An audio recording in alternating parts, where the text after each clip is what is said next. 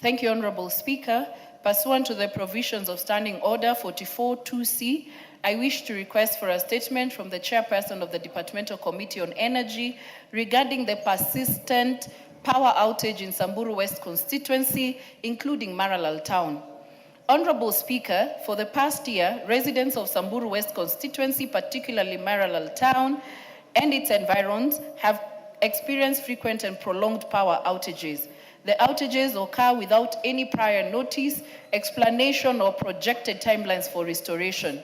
The situation has been attributed due to the delay in operationalization of the Rumuruti substation.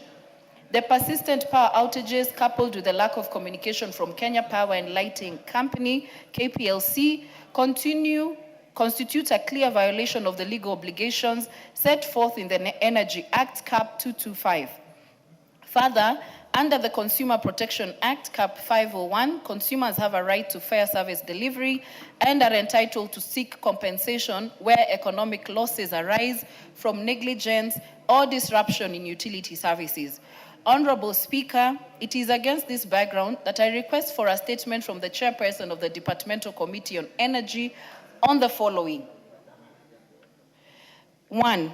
The status of operationalization of the Rumuruti substation, including the reasons for the delay. 2. The expected timeline for the completion and commissioning of the Rumuruti substation. 3.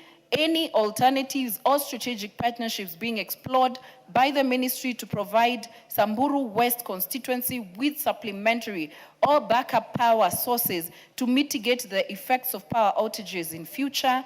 And lastly, Mr. Speaker, whether there are any plans, if any, by the ministry to compensate affected residents and businesses for the losses occasioned by perennial power outages. I do thank you, Honorable Speaker.